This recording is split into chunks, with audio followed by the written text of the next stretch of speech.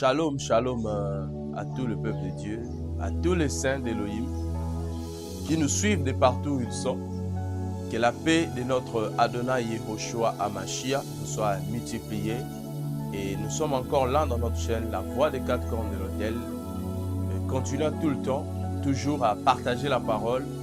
Et dans cette thématique que nous sommes en train d'aborder avec vous sur le nom de Yehoshua Hamashiach, ce nom si merveilleux, ce nom si glorieux, ce nom qui nous accorde la vie, les saluts, la guérison. Et nous avons parlé précédemment de la révélation progressive d'Élohim. Comment le Créateur révéla les titres d'Élohim à Adam. Bereshit bara Elohim et Hashamahim vehet haaret. Au commencement, Dieu créa les cieux et la terre. La terre était informe vide. Et Dieu dit que la lumière soit, etc. Donc, comme dit l'Écriture, nous avons expliqué les titres Elohim. Nous avons parlé de El Shaddai. C'est lui qui se suffit à lui-même, qui fut le nom révélé à Abraham et aux patriarches. Et quand le Créateur arrive au temps de Moïse, c'est là qu'il donna les 4 lettres qu'on appelle en hébreu le tétragramme. Vous voyez, le Yod, le He, le Waf et le He. Et j'avais dit qu'à chaque révélation d'un nom ou d'un titre du Créateur est attachée une fonction particulière, une révélation d'une fonction qu'il veut accomplir. C'est alors qu'avec le prophète Moïse, il révéla le nom auquel était attaché le message de la rédemption, auquel était attaché le message du salut. Et c'est ainsi que le tétragramme vit le jour. Mais il y a un problème, c'est qu'aujourd'hui, l'exacte prononciation de ce tétragramme n'est plus, est perdue. Donc c'est pourquoi vous verrez qu'il y a certains qui parlent de Yahvé, il y a certains qui parlent de Yahweh, il y a certains qui parlent de Yehowa. L'essentiel, c'est que le tétragramme soit maintenu. Pourquoi? Parce que justement, la langue hébraïque a subi des évolutions. L'hébreu qui s'est parlé au temps de Moïse, le prophète, ce n'est plus le même qui s'est parlé au retour plutôt du peuple d'Israël, voilà, de la captivité à Babylone. Vous voyez, Israël a subi plusieurs déportations. Israël a subi l'influence des nations et par crainte d'enfreindre la loi, hein, n'est-ce pas, de Exode chapitre 20, le décalogue qui disait que tu ne prendras pas le nom de Yahweh, ton créateur, en vain. Israël s'abstenait de prononcer ce nom-là. Israël s'abstenait de réciter, de citer ce nom. C'est pourquoi le fils d'Israël parlait plutôt de Elohim Adonai au lieu de parler du tétragramme. Et c'est ce qui a fait qu'avec le temps, l'exacte prononciation de ce nom avait été perdue. Mais l'essentiel, c'est que les 4 lettres soient maintenues, peu importe l'insertion de son vocalique par les écoles massorétiques, par les massorettes. Mais je crois que nous allons revenir vraiment à long et à large, donnant beaucoup de détails possibles. Mais ce qui est important, c'est d'abord l'information, la doctrine, la parole, vous voyez. Alors ici, Elohim révéla les tétragrammes aux prophètes et déclara que cela devait être son nom d'éternité en éternité. Pourquoi? Parce qu'il dit que tu diras au peuple d'Israël, je suis celui qui suis. Heye, Hacher, Heye. Tu leur diras, je suis. Vous voyez, là, il se révèle comme celui qui est immuable. Vous voyez, d'éternité en éternité, il est. Peu importe le temps, il est. Et c'est cela son nom d'éternité en éternité, le tétragramme. Mais il y a 2 promesses que le Créateur Yahweh Elohim fit depuis le temps de la loi qui ont beaucoup plus attiré notre attention et que nous allons essayer de l'examiner ensemble avec vous pour voir ce que le Seigneur voulait très exactement dire par rapport à cela, vous voyez. Et nous devons noter que l'alliance de la loi était une alliance imparfaite, vous voyez. C'était une alliance donnée juste au temps de la Réformation. C'était une alliance momentanément établie parce que l'alliance la plus parfaite devait arriver. C'est pourquoi le livre d'Hébreux dit que l'ancienne alliance, parce qu'elle a vieilli, elle est prête à disparaître. Pourquoi? Parce que Elohim avait institué la nouvelle. Et l'Écriture dit qu'en instituant la nouvelle alliance, Elohim déclare caduque l'ancienne, la première. C'est pourquoi aujourd'hui, l'Église ne se conforme pas à l'ancienne alliance ou aux manières de faire communiquer au temps de l'alliance de Moïse. Vous voyez? Parce que nous avons reçu l'alliance de la croix de Golgotha, qui est la plus parfaite et la toute dernière de toutes les alliances qui soient. N'est-ce pas? Maintenant, Elohim fit des promesses au fils d'Israël. La première promesse concerne sa venue, lui-même qui devait venir parmi son peuple, habiter parmi son peuple. Et la deuxième promesse concernait la révélation du nom nouveau. Vous voyez, le nom Yahvé était le nom d'éternité en éternité, mais quelque part dans les Écritures, le Seigneur annonce encore que son peuple connaîtra son nom, alors que le peuple avait déjà reçu le nom. C'est ça la nuance dans les Écritures. J'aimerais que nous puissions lire avec vous le livre des Exodes, chapitre 52, le verset 6e. Et puis nous allons lire encore, plutôt Ésaïe, le livre du prophète Ésaïe, Yeshaya. Nous sommes dans Ésaïe, chapitre 52, le verset 6e. Regardez, je peux même lire du 5e au 6e verset. L'Écriture dit: « Et maintenant, qu'ai-je à faire ici? Déclaration de Yahvé. Quand mon peuple a été enlevé gratuitement, ceux qui dominent sur lui le font hurler. Déclaration de Yahvé. Tous les jours, mon nom est continuellement méprisé. C'est pourquoi mon peuple connaîtra mon nom. C'est pourquoi il saura en ces jours-là que je suis, parle. Voici, je suis.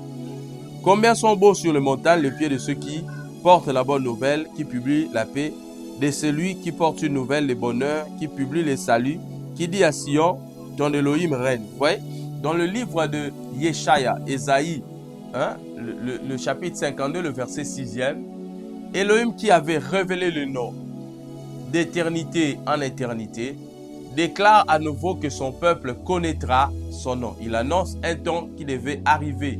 Il annonce dans la suite de temps le nom nouveau qui devait être révélé, alors que lui-même avait déjà révélé le nom auquel était attaché le message du salut. Vous voyez? Parce qu'il avait dit que je vis la souffrance de mon peuple. Je vis les châtiments, la douleur que l'on fait subir leurs oppresseurs et je suis moi-même descendu pour les délivrer. Vous voyez? Donc le nom, le tétragramme est attaché au message de la délivrance, de la libération, du salut. Or, les saluts ne concernent pas que les fils d'Israël. Ce qu'il faut savoir, c'est que les saluts concernaient d'abord la postérité d'Adam qui était tombé dans le péché. Ouais? C'est le sujet principal de toute la Bible. C'est la problématique majeure de toutes les alliances, la rédemption, les saluts. Mais seulement, la première alliance n'avait pas pu concrétiser, matérialiser les saluts d'Elohim. C'est pourquoi Elohim avait annoncé une alliance nouvelle où il révélera encore un nom nouveau. Et ce nom-là devait être le même nom que celui du Père. Pourquoi? Parce que celui qui doit venir pour sauver n'est rien d'autre que Yahvé lui-même. Vous voyez? Je lis Ésaïe chapitre 35. Il y a une série d'écritures qui nous annonce celui qui devait venir. Ce grand salut que les prophètes ont annoncé et que les patriarches ont tant désiré. Parce que Simeon avait dit, ne me laisse pas partir jusqu'à ce que je voie ton salut. Et lorsque Yehoshua naquit, il dit que mes yeux ont vu ton salut. Laisse-moi maintenant partir en paix. Lisons l'écriture. Nous sommes dans Ésaïe 35. Regarde ce que dit. Je prends le 4e et le 6e verset. La parole déclare: dites à ceux qui ont le cœur troublé, prenez courage, n'ayez pas peur. Voici votre Elohim, l'Elohim d'Israël, le tétragramme Yahweh, que Israël connaissait. Il dit que voici votre Elohim, la vengeance viendra, la rétribution d'Élohim. Il viendra lui-même et il vous délivrera. Ça, c'est l'écriture. La parole dit que l'Élohim d'Israël, votre Élohim, c'est-à-dire Yahweh, le tétragramme, viendra lui-même et il vous délivrera. Pourquoi? Parce que Israël était tout le temps sous la domination. Israël n'avait pas encore trouvé la paix, le salut par rapport au péché. C'est pourquoi maintenant Elohim annonce qu'il viendra lui-même et il sauvera son peuple. Il dit, la vengeance viendra, la rétribution d'Elohim, il viendra lui-même et il vous délivrera.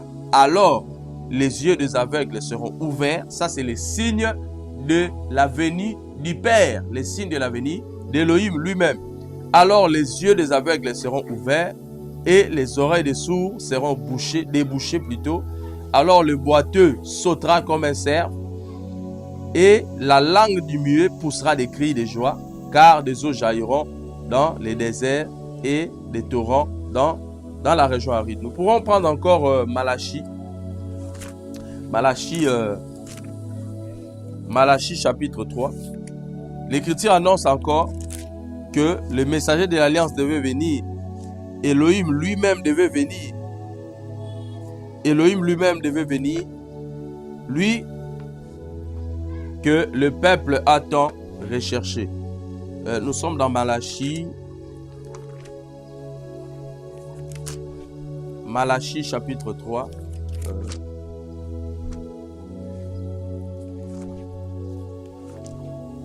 Malachie chapitre 3.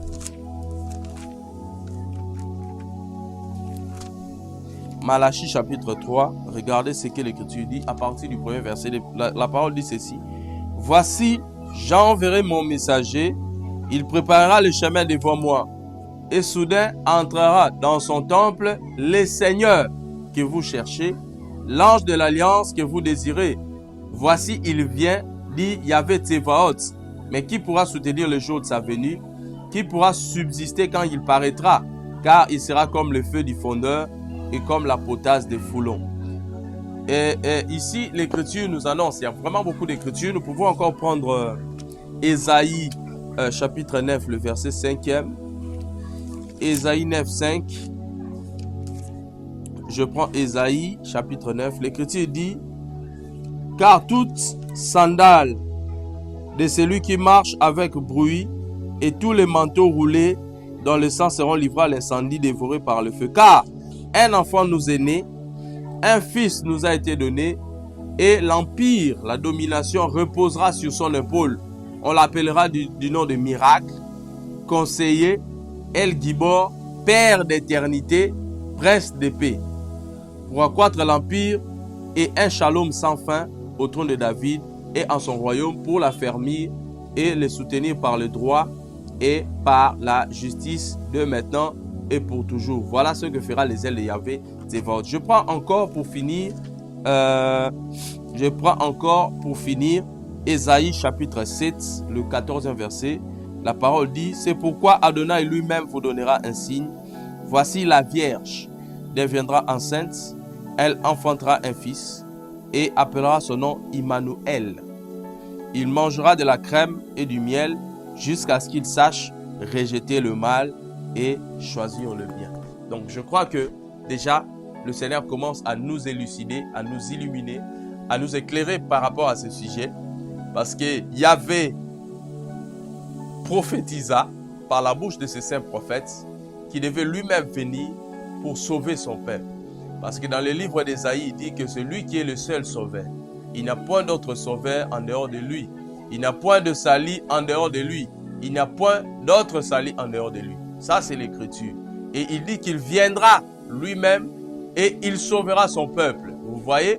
Et la parole nous déclare clairement que c'est lui qui devait venir pour établir le salut. C'est Yehoshua HaMashiach. Si vous prenez Luc chapitre 1, Luc chapitre 2, Siméon les décrit comme étant les saluts d'Élohim, n'est-ce pas?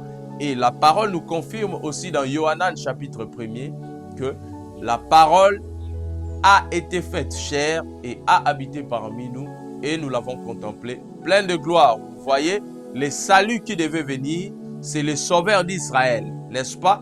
Oh, le sauveur d'Israël, c'est Yahvé, c'est le tétragramme, c'est le nom qui fut donné à Moshe, le prophète.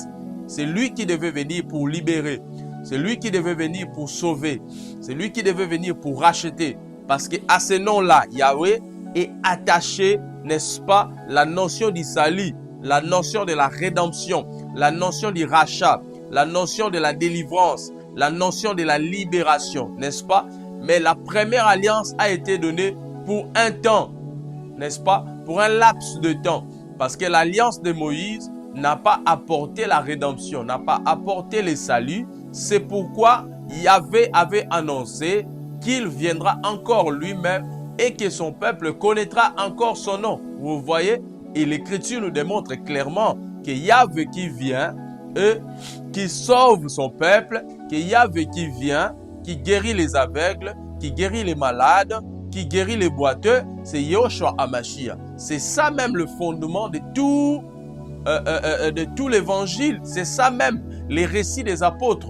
Matthieu, Marc, Luc, Jean témoignent combien Yahushua était miracle, combien Yahushua était merveilleux, combien Yahushua était glorieux, guérissant le malade, confirmant ainsi l'écriture de Yeshaya, chapitre 35, comme celui qui est venu rédempter, comme le Père d'éternité dont parle, n'est-ce pas, Yeshaya, chapitre 9, le verset 5, comme Immanuel dont nous parle Matthieu, n'est-ce pas? Parce que l'écriture dit que, je me relire avec vous dans Matthieu chapitre 1er,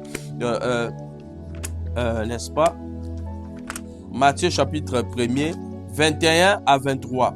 L'écriture dit ceci, et elle enfantera un fils, et tu l'appelleras du nom de Yehoshua, car c'est lui qui sauvera son peuple de ses péchés. Mais tout cela arriva afin que fût accompli ce que le Seigneur avait annoncé par le prophète, disant, voici la Vierge aura dans son ventre et enfantera un fils, et ils l'appelleront du nom d'Immanuel, ce qui est interprété et elle avec nous. Vous voyez, Immanuel, Yahushua, c'est Immanuel, ce qui veut dire elle, c'est-à-dire Dieu Elohim avec nous, Elohim au milieu de nous, Elohim habitant parmi nous, Elohim manifesté parmi nous. Vous voyez, frère, c'est ça au fait l'accomplissement de la promesse du Père qui devait arriver, la promesse de la révélation du nom nouveau. Pourquoi? Parce que vous verrez que dans toute la nouvelle alliance, aucune guérison n'a été opérée au nom de Yahvé seulement. Aucune, n'est-ce pas, délivrance n'a été opérée en aucun autre nom, parce que dans Actes chapitre 4, le verset 12, la parole est bien plus claire, qu'il n'y a aucun autre nom qui n'a été donné parmi les hommes et par lequel il devait être sauvé, si ce n'est le nom de Yahushua HaMashiach. Et je crois, prochainement, nous allons encore apporter beaucoup plus de lumière sur ce nom, beaucoup plus de lumière sur les problèmes de la traduction, parce qu'il est sans contredit que Myriam, Marie, la mère de Yahushua, était un juif. Vous voyez, c'était la sœur d'Élisabeth, qui était dans la lignée des Lévites. Et l'ange d'Élohim lui a communiqué ce nom-là dans la langue hébraïque, ce qui est beaucoup plus clair et incontestable. La parole dit que tu lui donneras le nom de Yahushua HaMashiach, car c'est lui qui libérera, qui sauvera son peuple de ses péchés. Donc le nom de Yahushua, comme le tétragramme, est attaché à la notion du salut, est attaché à la notion de la rédemption, à la notion de la libération. Pour preuve même, Yahushua veut dire Yahvé est salut, veut dire le tétragramme est salut, veut dire le Père est salut. Et je crois que par la grâce d'Élohim, nous allons revenir pour donner beaucoup plus de lumière. Que les shalom soient votre partage. Yahushua HaMashiach vous bénisse énormément. On vous retrouve très prochainement dans notre chaîne La Voix des 4 cordes. Ne manquez pas de liker, ne manquez pas de vous abonner, ne manquez pas de nous envoyer des messages d'encouragement comme vous le faites et à chaque fois. Et je crois que ça sera pour nous aussi une grande source de motivation. Que le Seigneur Yahushua HaMashiach vous bénisse abondamment.